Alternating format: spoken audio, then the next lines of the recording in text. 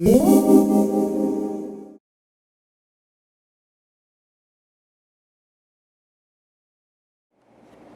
going to show you how to knit an I-cord on circular needles. If you don't have circular needles, you can use double pointed needles. The method would be exactly the same as I'm going to show you here. If you don't have either circular or double pointed needles, I have a video on making I-cord on straight needles. So I have just 4 stitches here, and instead of turning your work like you normally would to knit back, when you're making I-cord, just slide those stitches all the way to the other end of your needle, and then you're going to knit. And what you're doing, you're drawing your working yarn across the back of your stitches, and it might look a little sloppy at first, but once you get going, things will tighten up and you will have a pretty neat I-cord. Okay, so again here I've knit my 4 stitches, and I'm not going to turn the work.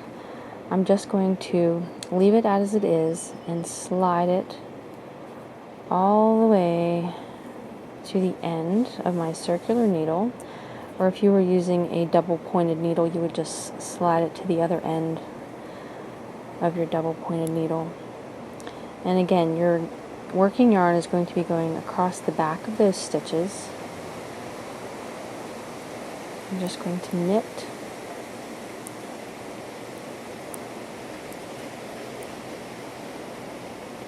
and give it a little pull. Slide it to the other end of your circular needle. Knit.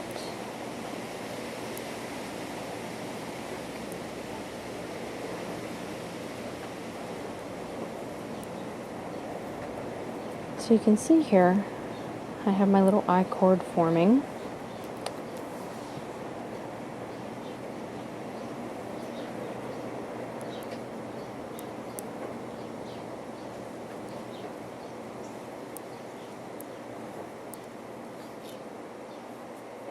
And you can see also how the back of the I-cord is starting to come together nicely.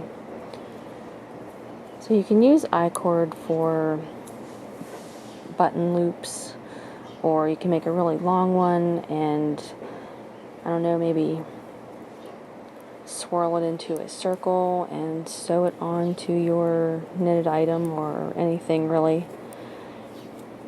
You could use I-cord on top of a hat maybe. You could use a bunch of I-cord as fringe on a scarf. Really, you could use it for anything that you could imagine probably. So you would just continue working in that manner until the I-cord is as long as you want it to be.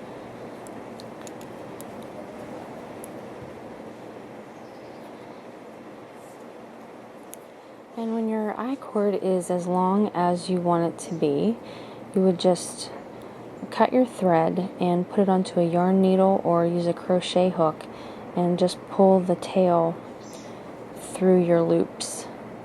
Let me see if I can I'm just going to knit these together here. Oops. Let me just see if I can grab this and pull it through. Okay. Just cut your tail and then weave in your loose ends, and there's your I-cord.